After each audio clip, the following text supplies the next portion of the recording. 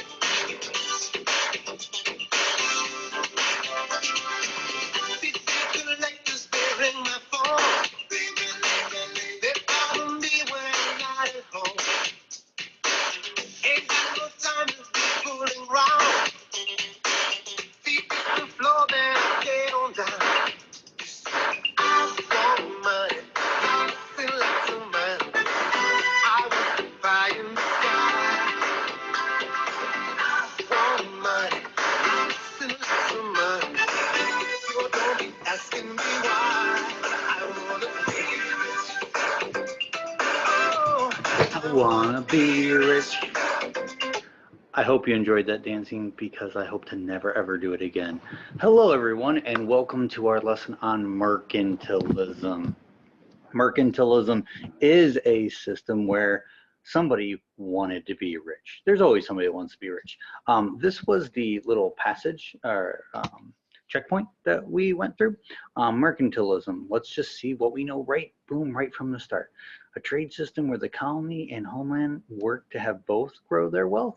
A trade system where the colony's only growth is to benefit the wealth of the homeland. A trade system where the colony looks to trade with other nations. It is going to be the second one. Mercantilism is set up, as it says, there's a relationship between the colony and the homeland.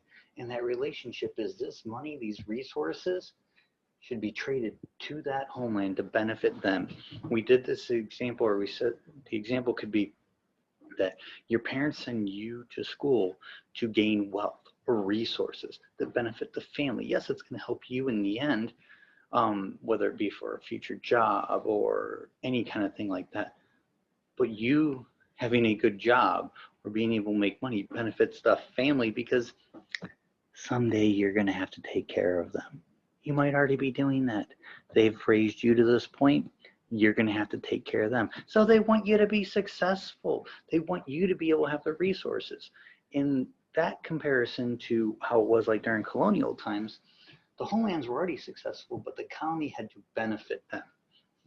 So as you went through this research, there was a true false to kind of look at and some video homework. What I'd like to do is actually play this first video just to get a better understanding of what is going on. And maybe this will help you. It's only 2 minutes.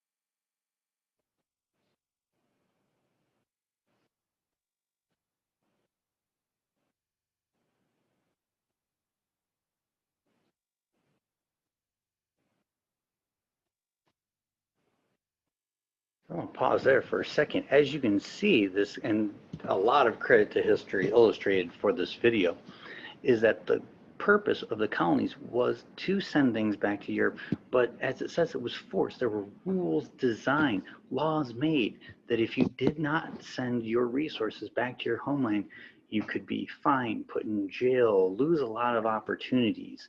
So the system was designed to only benefit one side of this equation. So let's go ahead and go back to the checkpoint that we looked at.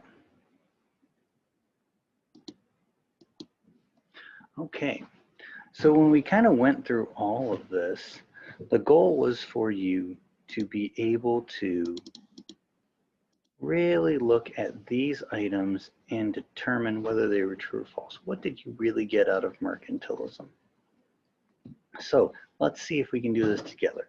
Wealth gained by the nation made the monarch more powerful. Yeah, that's going to be true. We want that nation to be more powerful. The nation will grow stronger by controlling resources like gold and silver. Yes, gold and silver, those things that every country deemed valuable, were going to be what you wanted. A nation should import more than export. Here's a tricky one. What we mean by import is you want to import resources and export finished products to other countries, so they have to buy it. So yes, that is going to be true. The colonies should trade with all nations to bring in the most possible profit. If this was from the colony perspective, true, but no, it's going to be false. The colony is not going to win in this situation. They're going to be hurt by this trade equation. The home nation created laws that to control what goods the colony produce. That is very true, depending on the region.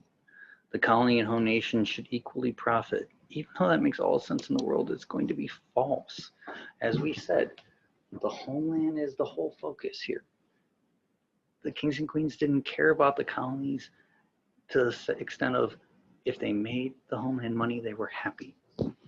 8, the colonies would provide more resources and wealth for the homeland. Very true. 9, the system made sense because the colonies took all the risk. That is false.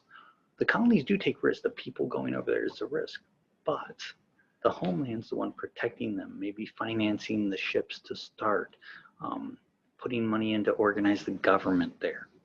So there's a lot of details with mercantilism, and the biggest thing to understand is it doesn't make sense. You're like, huh? I just learned it. No, if we thought about any trade relationship today, it would be equal. We want both sides to get something out of it. In this equation, both sides don't get something out of it. So this Columbian exchange is the idea that comes with mercantilism, that we're sharing these goods and resources.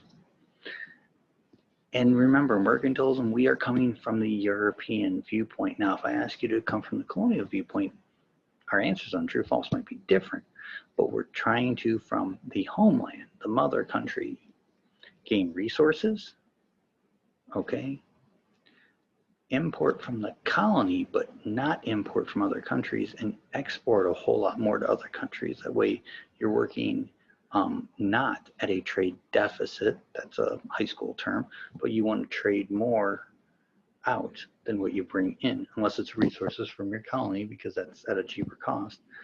And as I said, it's a relationship. The colonies are sending these valuable resources, but then the mother country is turning those into manufactured goods and sending them right back at a higher profit.